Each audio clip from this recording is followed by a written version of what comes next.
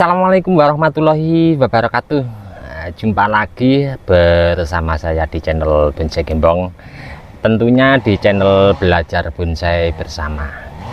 Oke sedulur bonsai, mudah-mudahan kita semua selalu diberi kesehatan dan juga dilancarkan rezekinya.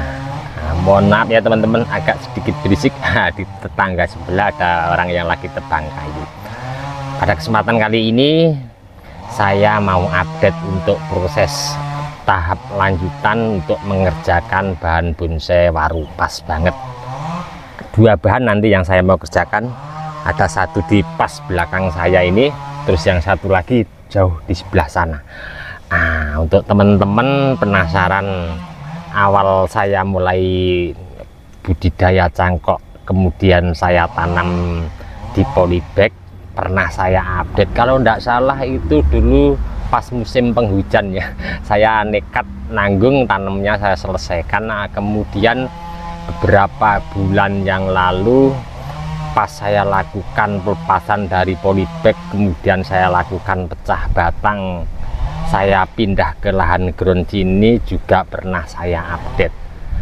Kemudian proses tahap lanjutan lakukan pecah batang untuk memperbesar pangkal batang bawah juga pernah saya update. Keseluruhan video dari awal tanam polybag nyampe kondisi saat ini nanti kita lihat seperti apa, pernah saya update untuk teman-teman. Nanti teman-teman penasaran bisa simak, linknya saya lampirkan di bawah deskripsi.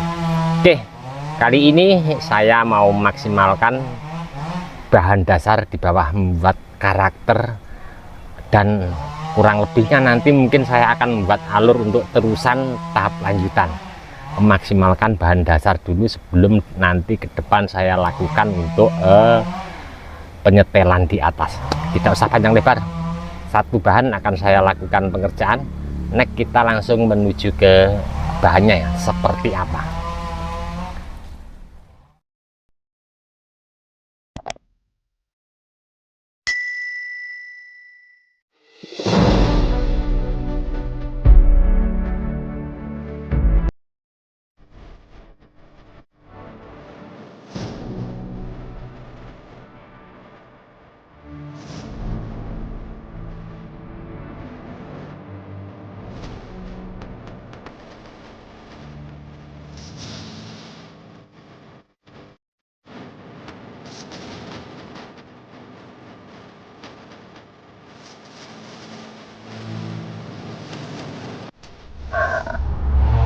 Ini dia untuk satu bahan yang nanti saya mau kerjakan.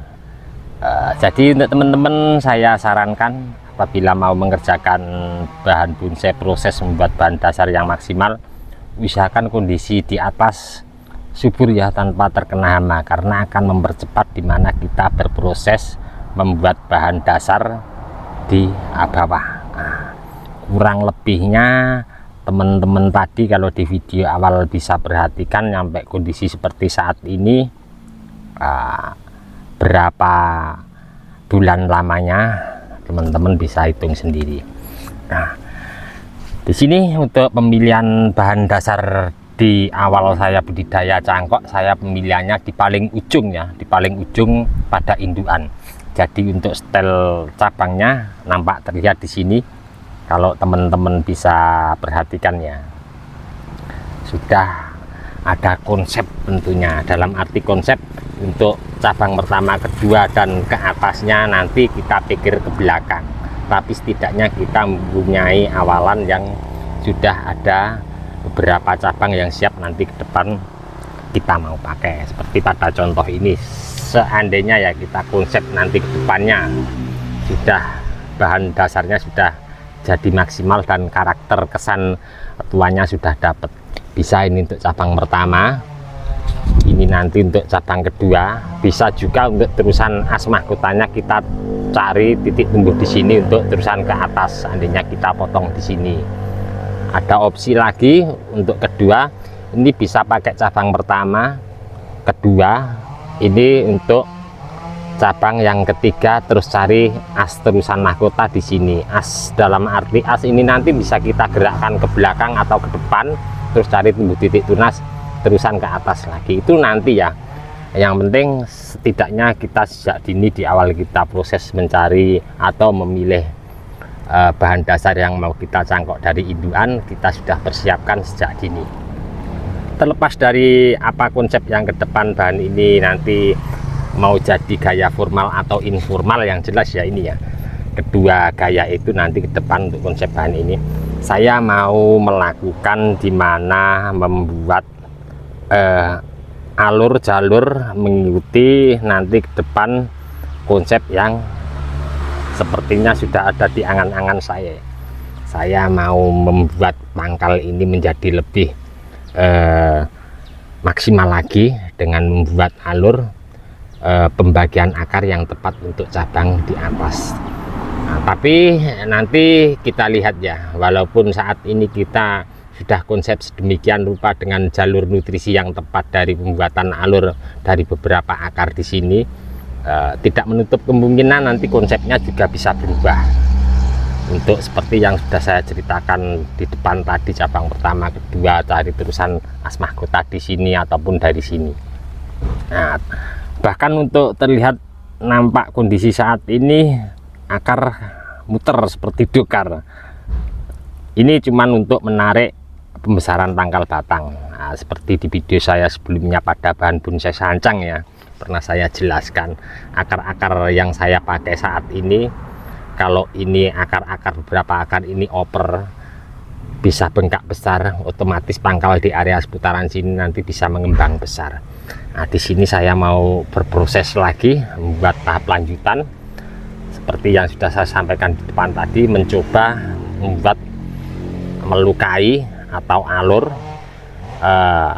untuk membuat jalur-jalur akar mana saja nanti untuk mensuplai agar tegas ke beberapa cabang yang nanti ke depan saya mau pakai. Oke, saya mau mencoba dari satu bahan ini dulu untuk mengerjakan.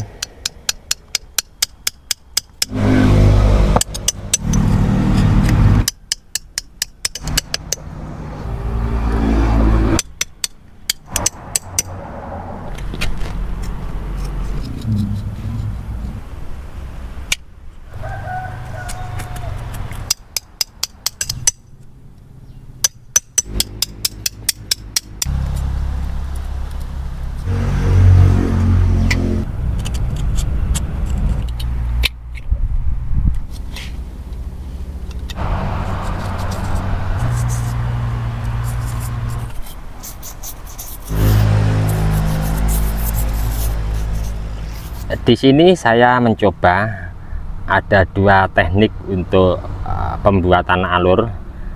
Yang di teknik pertama saya membuat alurnya saya pertegas agak sedikit dalam terkena tulangnya. Yang kedua saya membuat alurnya hanya saya ambil kulit gambiumnya saja, bahkan tidak nyampe ke tulang tengahnya. Untuk di teknik pertama saya mempertegas membuat alur, saya memilih beberapa dari jalur akar di bawah menyesuaikan kebutuhan beberapa cabang di atas. Terus di teknik kedua saya membuat alur tipis, hanya kulitnya saja, tidak mengenai tulang tengahnya, sedikit mengisi ruang kosong untuk membuat karakter kesan tua. Nah, jadi sebenarnya untuk bahan ini kalau mau dikonsep mulai saat ini sudah ada beberapa cabang yang perlu kita lakukan pemangkasan ya untuk menghentikan pembesaran. Seandainya saya ambilkan contoh untuk di sini ke depan kita konsep cari untuk titik tumbuh mata tunas terusan as mahkota di sini ya, seandainya ya ini perlu sudah kita lakukan pemotongan. Nah, tapi seandainya di sini untuk cabang pertama dan di sini nanti untuk cabang kedua dan di sini untuk terusan as mahkota, sebenarnya juga sudah perlu dilakukan untuk pemotongan. Kalaupun ini nanti mungkin kalau kita potong begini ya, kita cari as mahkota di sini kurang sedikit besar, kita biarkan dulu, nanti kita potong. Bisa juga untuk konsep cari as terusan mahkota di sini. Nah, di sini sudah perlu dilakukan pemotongan. Ini memang sengaja saya biarkan dulu karena apa? Saya punya satu alasan apa yang pernah saya lakukan di bahan bonsai waru India yang sudah usia sekitar 5,5 sampai 5 tahun ya. Berapa kali saya update untuk teman-teman. Jadi intinya saya membuat akar, karakter batang itu perlu asupan nutrisi di atasnya los tanpa diganggu, tanpa terkena hama. Itu akan mempercepat pemulihan pembuatan karakter seperti ini, karakter tua ataupun pembuatan alur dengan kedalaman yang sangat luar biasa. Ini perlu pemulihan yang cepat dengan kita membiarkan pengelusan di atas. Jadi satu alasan seperti halnya kita dongkel di alam liar ya. Seandainya ya ini, seandainya kita mendapat bahan di alam itu seperti ini konsepnya, terus karakter tuanya ini sudah dapat maksimal, pasti di alam liar itu semuanya di atas los. Jadi kita nolkan. Nanti sama ke depan kalau ini sudah maksimal seperti yang saya inginkan, tentunya kalau atas ada yang oper dengan konsep pemilihan beberapa cabang nanti ke depan kita tepat untuk nanti konsepnya seperti apa, cabang-cabang mana yang kita mau pakai, kita bisa nolkan lagi, kita bisa ulang. Jadi seandainya ini oper ya, kita mau cari titik tumbuh satu lagi di sini, kita nolkan, kita menumbuhkan tunas baru dengan pengelusan yang lama lagi, menjadikan batang utama ini nanti kesannya akan lebih tua daripada sebelumnya. Sudah dapat kesan tua, kita nolkan, tumbuh titik tunas lagi, mengulang, karakter ini akan semakin kelihatan kesannya lebih pohon tua. Untuk gambaran pada bahan bonsai waru saat ini saya memang sudah ada gambaran, makanya saya sudah menentukan untuk membuat alur, mempertegas dengan pelukaan sampai mengambil sedikit tulang pada batang ini. Nah, di sini nanti memang untuk cabang pertamanya yang di sini. Nah, terus nanti untuk cabang keduanya yang di sini.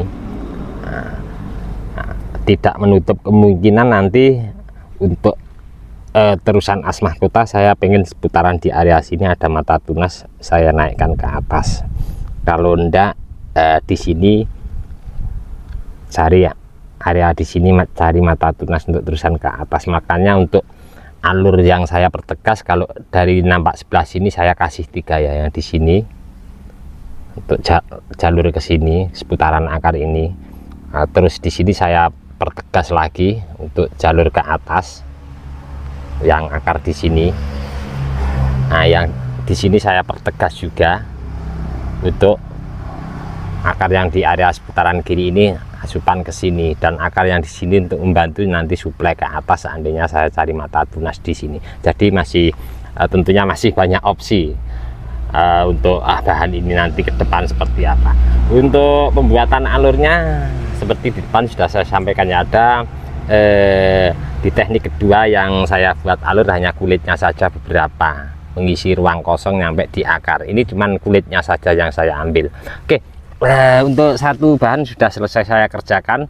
Untuk di posisi belakang sama ya, untuk pengerjaannya kurang lebihnya, untuk bagian alur mempertegasnya kurang lebihnya sama. Kita coba cek untuk satu bahan lagi yang nanti mungkin ke depan akan saya lakukan prosesnya kurang lebihnya sama seperti pada bahan ini.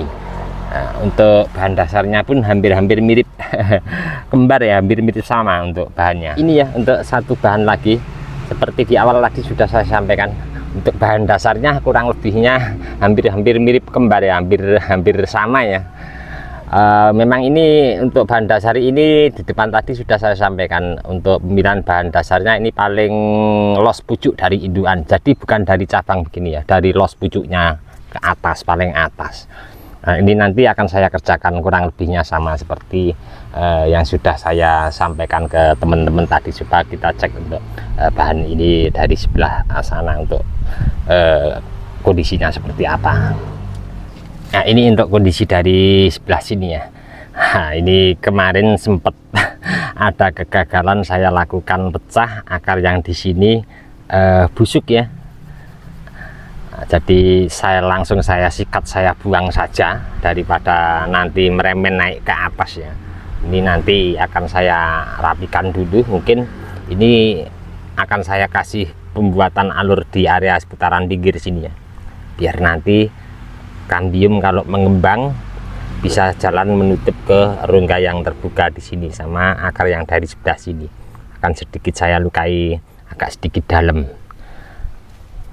Apa yang saya sampaikan ini tadi, kalau mungkin penyampaian kurang tepat atau salah kata, saya mohon maaf, karena saya sendiri masih banyak belajar juga ya. Nantikan terus untuk update seperti apa untuk bahan bonsai waru ini jenis Thailand ya. Ke depan akan saya selalu update untuk teman-teman, insya Allah kalau masih bertahan. Untuk teman-teman yang selalu menyimak mensupport di video saya ucapkan banyak-banyak terima kasih, tidak bisa saya sebutkan satu persatu. Dan untuk teman-teman yang komen-komen di bawah deskripsi mungkin belum bisa saya tanggapi satu persatu juga, saya mohon maaf, mungkin karena waktu juga keadaan saya belum bisa menanggapi komen teman-teman satu persatu. Mudah-mudahan di video saya sebelumnya selalu memberi informasi, motivasi, semangat untuk teman-teman terus berkarya dan berbudidaya. Salam satu hobi, salam budidaya. Assalamualaikum warahmatullahi wabarakatuh.